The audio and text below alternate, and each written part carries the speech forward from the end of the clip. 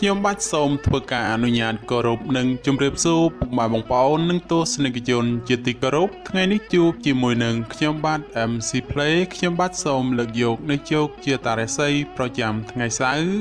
ថាតើនៅក្នុងថ្ងៃនេះដួងរាសីរបស់ពុកម៉ែបងប្អូនប្រែប្រួលផ្លាស់ប្ដូរទៅជាយ៉ាងដូចម្តេចនោះដើម្បីកុំឲ្យខាតពេលវេលាយូរនោះសូមអញ្ជើញរីករាយសន្តាប់ជាមួយនឹងខ្ញុំបាទដូចតទៅសម្រាប់អស់លោកអ្នកដែលកើតឆ្នាំជូតកណ្ដុរមេសអូបរ៉ាចិញ្ចឹមនាំលៀបនាំជ័យនាំសុភមង្គលប្រាថ្នាអ្វីបានសម្រេចហើយអនាគតក្លាយជាអ្នកមានទ្រព្យស្ដុកស្ដំ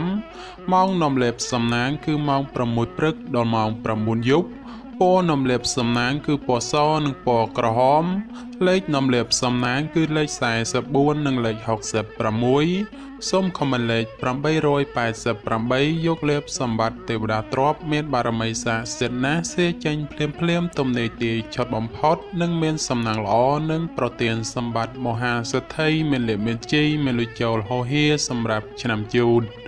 នៅថ្ងៃនេះជោគជាតារាសីរបស់អស់លោកអ្នកល្អប្រសើរហើយបើទោះបីធ្វើអ្វីក៏ដោយតែងតែមានការរីកចម្រើនលូតលាស់និងមានជោគមានជ័យល្អប្រសើរសម្រាប់អ្នកប្រកបមុខរបររកស៊ីជួញដូរវិញមានការប្រជែងគ្នាច្រើនជាពិសេសមានប្រទាំងប្រទៅជាមួយអ្នកមានមុខរបរដូចគ្នាហេតុនេះក៏បីមានការបើកចិត្តឲ្យទូលេបន្តិចទៅគ្មានរឿងរ៉ាវចម្រូងចម្រាសណាមួយកើតឡើងសម្រាប់ការធ្វើដំណើរទីជិតឆ្ងាយមានភាពសុខដុមទាំងពេលទៅនិងពេលត្រឡប់មកវិញ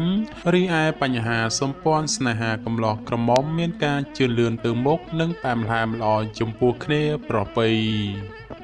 សម្រាប់អស់លោកអ្នកដែលកើតឆ្នាំឆ្លូវកូននាំលៀបនាំជ័យនាំសុភមង្គលប្រាថ្នាអ្វីបានសម្រេចហើយអនាគតក្លាយជាអ្នកមានទ្រព្យសម្បត្តិស្ដុកស្ដំម៉ោងនាំលៀបសំណាងគឺម៉ោង4ព្រឹកដល់ម៉ោង6ល្ងាចពណ៌នាំលេបសំណាងគឺពណ៌ក្រហមនិងពណ៌សលេខនាំលេបសំណាងគឺលេខ88និងលេខ99សូមខមមិនលេខ999យកលេបសម្បត្តិទេវតាទ្រព្យមានបារមីស័ក្តិសិទ្ធិណាស់សេចេញភ្លាមទំនេរទាយឆុតបំផុតនិងមានសំណាងល្អមានលេបមានជ័យមានលុយចូលហោហៀចំពោះឆ្នាំឆ្លូវនៅថ្ងៃនេះបើទោះបីធ្វើអ្វីក៏ដោយប្រយ័ត្នប្រយែងការទទួលខូចខាតអ្វីមួយរកនឹកស្មានមិនដល់ក្រៅពីនេះបើមានការទំនាក់ទំនងការងារឬធ្វើអ្វីមួយងាយមានការភ្លៀងផ្្លាត់ណាស់ក៏បីមានការប្រុងប្រយ័ត្នប្រយែងទៅជៀសផុតពីផលលំបាកទាំងពួងទៅរួចសម្រាប់ការធ្វើដំណើរទីជិតឆ្ងាយចូលប្រយ័ត្នប្រយែងក្រុមមនុស្សបៀតបៀនយាយីដោយប្រការណាមួយរីឯបញ្ហាសេចក្តីស្នេហាប្រុសស្រីមានដំណើរការថយក្រោយចូលមានការប្រយ័ត្នប្រយែងចំនួនវិវាទឈានដល់ការបែកបាក់សម្រាប់អស់លោកអ្នកដែលកើតឆ្នាំខាលខ្លាសេដ្ឋីចិញ្ចឹមមានប្រាជ្ញាឆ្លាតវៃមានគំនិតភ្លឺថ្លាហើយអនាគតក្លាយជាអ្នកមានអំណាចនិងទ្រព្យស្ដុកស្ដំម៉ោងនាំលៀបសំណាងគឺម៉ោង5ព្រឹកដល់ម៉ោង8យប់ពណ៌នាំលៀបសំណាងគឺពណ៌សនិងពណ៌លឿងលេខនាំលេបសំណាងគឺលេខ68និងលេខ99សូមខមមិនលេខ555យកលេបសម្បត្តិទេវតាទ្រព្យមានបារមីស័ក្តិសិទ្ធិណាស់សេចេញភ្លាមទំនេរទាយឆុតបំផុតនិងមានសំណាងល្អនិងប្រទានសម្បត្តិមហាសេដ្ឋីមានលេបមានជ័យមានលុយចូលហោហៀចំពោះឆ្នាំខាលនៅថ្ងៃនេះការប្រកបការងារមានការជឿនលឿនច្រើនផ្នែកក្នុងនេះមិនថាជារឿងប្រកាសឬក៏រឿងផ្ទាល់ខ្លួននោះឡើយសម្រាប់អ្នកប្រកបមុខរបររកស៊ីជួញដូរវិញមានការរលូនទៅមុខល្អនិងការរកប្រាក់កម្រៃទៀតសោតក៏ក្រាន់បើជាងមុនផងសម្រាប់ការធ្វើដំណើរទីជិតឆ្ងាយជួបភាពសុខដុមទាំងពេលទៅនិងពេលត្រឡប់មកវិញរីឯបញ្ហាសម្ព័ន្ធស្នេហាកំឡោះក្រមុំឬមេម៉ាយពោះម៉ាយក្តីជួបរឿងការយល់ខុសនិងភាពប្រចែកប្រច័ណ្ឌកំពុងលុកលុយច្រើនដូចនេះត្រូវកាត់បន្ថយការបង្កើតចំនួនវិវាទចេញពីខ្លួនខ្លះទៅប្រសើរសម្រាប់អស់លោកអ្នកដែលកើតឆ្នាំថោះទុនសាយមាសមានបារមីដាច់ជះមានអំណាចមានមនុស្សជាច្រើនជួយជ្រោមជ្រែងការងារតូចធំដើម្បីឲ្យអនាគតក្លាយជាអ្នកមានអំណាចនិងទ្រព្យសម្បត្តិមហាសាលម៉ោងនាំលេបសំណាងគឺម៉ោង6ព្រឹកដល់ម៉ោង8យប់ព ពណ៌នំលាបសំណាងគឺពណ៌ក្រហមនិងពណ៌ផ្កាឈូកលេខនំលាបសំណាងគឺលេខ72និងលេខ87សូមខមមិនលេខ168យកលេបសម្បត្តិមហាសិទ្ធិមានបារមីស័ក្តិសិទ្ធិណាស់សេចេញភ្លាមទំនេរទេឆត់បំផុតនិងមានសំណាងល្អនិងប្រទានសម្បត្តិមហាសិទ្ធិមានលេបបញ្ជីមានលុយចូលហោហៀចំពោះឆ្នាំថោះនៅថ្ងៃនេះបើលោកអ្នកមានការចាត់ចែងកិច្ចការងារចាស់ឬក៏កិច្ចការងារដែលនៅសេសសល់ពីមុនមកតែងតែផ្ដល់ផលល្អនៅពេលក្រោយវិញជានិច្ចចំពោះអ្នកប្រកបមុខរបររកស៊ីជួញដូរវិញមានការចម្រើនលូតលាស់ទៅមុខដូច្នោះជាឱកាសល្អក្នុងការផ្លាស់ប្ដូរមុខរបរឬបើកធ្វើចំនួនតូចធំបំផុតសម្រាប់ការធ្វើដំណើរទីជិតឆ្ងាយជួបសេចក្តីសុខក្សេមក្សាន្តដោយសពមួយដងរីឯបញ្ហាសម្ព័ន្ធស្នេហាប្រុសស្រីមានភាពយកចិត្តទុកដាក់និងផ្អែមល្ហែមល្អចំពោះគ្នាប្រពៃសម្រាប់អស់លោកអ្នកដែលកើតឆ្នាំរោងពោះអ្នកក្រេតមន្ត្រីចិញ្ចឹមធ្វើកិច្ចការងារអ្វីមួយអ្នកតែងតែមានគំនិតជ្រះថ្លាប្រាថ្នាអ្វីបានសម្រេចហើយការងារតូចធំតែងតែមានអ្នកគ្រប់គ្រងទំនុកបំរុងសពគ្រប់បែបយ៉ាងម៉ោងនំលាបសំណាងគឺម៉ោង5ព្រឹកដល់ម៉ោង8យប់ពណ៌នំលាបសំណាងគឺពណ៌ប្រផេះនិងពណ៌ក្រហមលេខនំលាបសំណាងគឺលេខ58និងលេខ67សូមខមមិនលេខ168យកលេបសម្បត្តិអុកញ៉ាមានបារមីស័ក្តិសិទ្ធិណាស់សេចេញភ្លាមទំនេរទេឆត់បំផុតនិងមានសំណាងល្អនិងប្រទានសម្បត្តិមហាសិទ្ធិមានលេបមានជីមានលិចូលហោហៀចំពោះឆ្នាំរោងនៅថ្ងៃនេះបើទោះបីធ្វើអ្វីក៏ដោយតែងតែមានការជឿនលឿនគួរសមម្លោះហើយរាល់កិច្ចការងារបើលោកអ្នកសម្រុកធ្វើតែងតែបានជោគជ័យត្រឡប់មកវិញសម្រាប់អ្នកប្រកបមុខរបររកស៊ីជួញដូរវិញឃើញថាទាំងការជួញទីជិតឆ្ងាយមានភាពលំនឹងល្អពោលគឺមិនមានអ្វីប្រែប្រួលដូចជាទីគាត់សំកនោះទេសម្រាប់ការធ្វើដំណើរទីជិតឆ្ងាយមានភាពប្រទឹងប្រទើសនិងបញ្ហារត់ចូលច្រើនក៏បីមានការប្រុងប្រយ័ត្នប្រយែងរីឯបញ្ហាសម្ព័ន្ធស្នេហាកំឡោះក្រមុំព្រោះតែពេលនេះមានរឿងរ៉ាវចូលមកកកផ្លូវចិត្តធ្វើឲ្យកើតមានការប្រទាំងប្រទើគ្នាច្រើនសម្រាប់អស់លោកអ្នកដែលកើតឆ្នាំម្សាញ់ពោះទេវតាចិញ្ចឹមមានលៀបមានជ័យមានមនុស្សជាច្រើននាំគ្នាស្រឡាញ់រាប់អានសាទរម៉ោងនាំលៀបសំណាងគឺម៉ោង6ព្រឹកដល់ម៉ោង7យប់ពណ៌នាំលៀបសំណាងគឺពណ៌ខ្មៅនិងពណ៌សលេខនំលាបសំណាងគឺលេខ56និងលេខ85សូមខមមិនលេខ999យកលេបសម្បត្តិមហាទ្រព្យលុយរយលានមានបារមីស័ក្តិសិទ្ធិណាស់សេចេញភ្លាមទំនេរទេឆត់បំផុតនិងមានសំណាងល្អនិងប្រទានសម្បត្តិមហាសិទ្ធិមានលេបមានជ័យមានលុយចូលហោហៀចំពោះឆ្នាំម្សាញ់នៅថ្ងៃនេះលោកអ្នកធ្វើអ្វីក៏ដោយតែងតែមានការប្រុងប្រយ័ត្នប្រយែងនិងយកចិត្តត្រជាក់ដាក់ខ្លួនឲ្យបានកម្រិតខ្ពស់ទើបមិនមានបញ្ហាចោទឡើងសម្រាប់អ្នករកស៊ីជួញដូរមិនត្រូវបោះទុនអ្វីមួយដោយតក់ក្រហល់ឡើយបើពុំនោះទេនឹងជួបរឿងសោយអស់ប្រាក់កាក់ពីខ្លួនហើយត្រូវមកដេកសោកស្ដាយពុំខានសម្រាប់ការធ្វើដំណើរទៅទិសឦសានឲ្យប្រយ័ត្នប្រយែងបញ្ហាក្រក់ចូលយាយីបន្តិចរីឯសម្ព័ន្ធស្នេហាកំឡោះក្រមុំមានដំណើរការប្រែប្រួលផ្លាស់ប្ដូរពីព្រោះងាយទាំងផ្អែមល្ហែមហើយក៏ងាយនឹងទាស់ទែងគ្នាដែរសម្រាប់អស់លោកអ្នកដែលកើតឆ្នាំមមីសេះមេតបចិញ្ចឹមនាំលៀបនាំជ័យនាំសុភមង្គលប្រាថ្នាអ្វីបានសម្រេចហើយអនាគតខ្លាចជាអ្នកមានទ្រព្យសម្បត្តិស្ដុកស្ដំម៉ោងនាំលៀបសំណាងគឺម៉ោង6ព្រឹកដល់ម៉ោង7យប់ពណ៌នាំលៀបសំណាងគឺពណ៌ខ្មៅនិងពណ៌ក្រហមលេខនាំលៀបសំណាងគឺលេខ47និងលេខ56សូមខមមិនលេខ168យកលៀបសម្បត្តិទេវតាទ្រព្យមានបារមីស័ក្តិសិទ្ធិណាស់សេចេញភ្លាមទំនេរទេឆត់បំផុតនិងមានសំណាងល្អនិងប្រទានសម្បត្តិមហាសិទ្ធិមានលៀបមានជ័យមានលុយចូលហោហៀចំពោះឆ្នាំមមីនៅថ្ងៃនេះដំណើរជីវិតរបស់អស់លោកអ្នកល្អប្រសើរប៉ុន្តែយ៉ាងណាសម្រាប់ស្ត្រីនៅមានគ្រោះយាយីនៅឡើយដោយនេះទោះធ្វើអ្វីតែងតែមានការមិនភ្លឺថ្លាដោយកប់បំណងប៉ុន្មាននោះទេសម្រាប់អ្នកប្រកបមុខរបររកស៊ីជួញដូរក្នុងថ្ងៃនេះដែរបើចង់បោះទុនតូចធំមិនមានអ្វីទាស់ខុសទេព្រោះថាផលជាផ្លែផ្កាដែលទទួលបានមកវិញក៏សមដូចប្រកបមួយចំនួនផង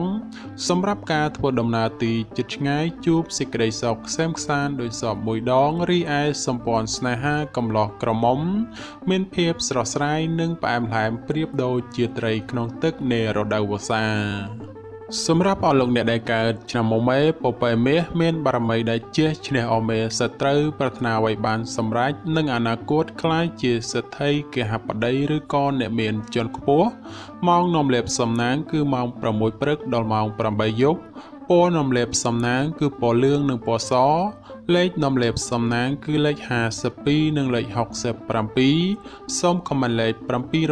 777យកលេបសម្បត្តិអ្នកមានជាន់ខ្ពស់មានបារមីស័ក្តិសិទ្ធិណាស់សេចេញភ្លាមទំនេរទេចត់បំផុតនិងមានសំណាងល្អនិងប្រទានសម្បត្តិមហាសេដ្ឋីមានលេបមានជ័យមានលុយចូលហោហៀចំពោះឆ្នាំមុំមេនៅថ្ងៃនេះបើទោះបីលោកអ្នកធ្វើអ្វីក៏ដោយតែងតែមានការគិតមុខគិតក្រោយពីព្រោះថាផលអាក្រក់នោះងាយកាត់ឡើងជាងសពមួយដងសម្រាប់អ្នកប្រកបមុខរបររកស៊ីជួញដូរនៅថ្ងៃនេះមុននឹងចង់ចោះទុនធ្វើអ្វីមួយត្រូវតែចេះគិតគូរឲ្យបានច្បាស់លាស់ជាមុនសិនមុននឹងអនុវត្តជាក្រោយទើបអាចទទួលបានផលល្អរីឯសម្ព័ន្ធស្នេហាកំឡោះក្រមុំមានដំណើរការប្រែប្រួលផ្លាស់ប្ដូរពីព្រោះងាយទាំងផ្អែមល្ហែមហើយក៏ងាយនឹងទាស់ទែងគ្នាដែរសម្រាប់អស់លោកអ្នកដែលកើតឆ្នាំវោកស្វាមន្ត្រីចិញ្ចឹមនាំលេបនាំជ័យនាំសុភមង្គលប្រាថ្នាអ្វីបានសម្រេចហើយអនាគតខ្លាយជាអ្នកមានទ្រព្យស្ដុកស្ដំម៉ោងនាំលេបសំណាងគឺម៉ោង5ព្រឹកដល់ម៉ោង8យប់ពណ៌នាំលេបសំណាងគឺពណ៌ខ្មៅនិងពណ៌សលេខនាំលេបសំណាងគឺលេខ26និងលេខ96សូមខមមិនលេខ168យកលេបមហាសំពៅលួងមានបារមីស័ក្តិសិទ្ធិណាស់សេចេញភ្លាមទំនេរទេឆត់បំផុតនិងមានសំណាងល្អនិងប្រទានសម្បត្តិមហាសេដ្ឋីមានលេបមានជ័យមានលុយចូលហោហៀចំពោះឆ្នាំវោកនៅថ្ងៃនេះបើទោះបីប្រកបកិច្ចការងារអ្វីលោកអ្នកងាយមានការប៉ះទង្គិចជាមួយមនុស្សនៅក្បែរខ្លួនណាក៏បីមានការប្រុងប្រយ័ត្នប្រយែងបន្តិចទៅពុំមានបញ្ហាចម្រូងចម្រាសណាមួយកើតឡើងសម្រាប់ការរស់នៅក្នុងរង្វង់គ្រួសារត្រូវតែចេះអត់ឱនឲ្យគ្នាទៅមានភាពសុខដុមនិងប្រកាសមិនសូវហូរធ្លាក់ចេញសម្រាប់អ្នកប្រកបមុខរបររកស៊ីជួញដូរក្នុងថ្ងៃនេះការរកផលចំណូលជួបការលំបាកហើយតតែស្វែងរកបន្តិចទៅប្រកាសហូរចូលក្រន់ចិញ្ចឹមគ្រួសាររីឯសម្ព័ន្ធស្នេហាកំឡោះក្រមុំមានការជឿនលឿនទៅមុខនិងមានភាពផ្អែមល្ហែមល្អចំពោះគ្នាប្រពៃសម្រាប់អស់លោកអ្នកដែលកើតឆ្នាំរកាមន់មាសប្រាក់នាំលេបនាំសំណាងឧបរាជចិញ្ចឹមមានសំណាងល្អឈ្នះអមេសត្រូវប្រាថ្នាអ្វីបានសម្រេចនិងអនាគតក្លាយជាសេដ្ឋីកហបតីឬក៏អ្នកមានជាន់ខ្ពស់ម៉ោងនាំលេបសំណាងគឺម៉ោង5ព្រឹកដល់ម៉ោង7យប់ពណ៌នាំលេបសំណាងគឺពណ៌លឿងនិងពណ៌សលេខនាំលេបសំណាងគឺលេខ85និងលេខ92សូមខមមិនលេខ168យកលេបសម្បត្តិអ្នកមានជាន់ខ្ពស់មានបារមីស័ក្តិសិទ្ធិណាស់សេចេញភ្លាមទំនេរទេឆត់បំផុតនិងមានសំណាងល្អនិងប្រទានសម្បត្តិមហាសេដ្ឋីមានលេបមានជ័យមានលុយចូលហោហៀចំពោះឆ្នាំរកានៅថ្ងៃនេះផ្ដល់ផលល្អសម្រាប់ការសម្រេចចិត្តការងារឬក៏បណ្ដាក់ទុនរកស៊ីក្នុងរឿងអ្វីមួយពីព្រោះថាផលជាផ្លែផ្កាឆ្លើយតបមកវិញគ្រាន់ជាទីពេញចិត្តជានិច្ចបើជាអ្នកប្រកបមុខរបររកស៊ីជួញដូរមានការលក់ចេញទិញចូលគ្រាន់រស់រវើកគួសមហើយបើចង់ចរចារឿងអ្វីមួយតែងតែផ្ដល់ផលសម្រេចជានិច្ចរីឯគូស្នេហ៍កំឡោះក្រមុំមានការរីកចម្រើនលូតលាស់ទៅមុខនិងបើមានការចង់ផ្សំគុំគ្រួសារផងជាឱកាសល្អប្រពៃបំផុតសម្រាប់អស់លោកអ្នកដែលកើតឆ្នាំចោសំណក់នាំលេបនាំសំណាងឧបរាជចិញ្ចឹមមានសំណាងល្អឈ្នះអស់មេសត្រូវប្រាថ្នាអ្វីបានសម្រេចនិងអនាគតក្លាយជាអ្នកមានទ្រព្យសម្បត្តិស្ដុកស្ដម្ភម៉ោងនាំលេបសំណាងគឺម៉ោង6ព្រឹកដល់ម៉ោង7យប់ពណ៌នាំលេបសំណាងគឺពណ៌ក្រហមនិងពណ៌ទឹកក្រូច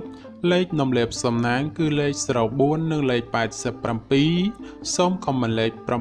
999យកលេបសម្បត្តិអ្នកមានជាន់ខ្ពស់មានបារមីស័ក្តិសិទ្ធិណាស់សេចេញភ្លាមទំនេរទេឆត់បំផុតនិងមានសំណាងល្អនិងប្រទានសម្បត្តិមហាសេដ្ឋីមានលេបមានជ័យមានលុយចូលហោហៀចំពោះឆ្នាំចោនៅថ្ងៃនេះលោកអ្នកធ្វើអ្វីក៏ដោយតែងតែទទួលនៅភាពកក់ក្ដៅខ្លះត្រជាក់ខ្លះ ហើយការបំពេញកិច្ចការងារអ្វីមិនសូវជារលូនល្អប៉ុន្មានទេព្រោះមានបញ្ហារកម្មចិត្តខ្លះយាយី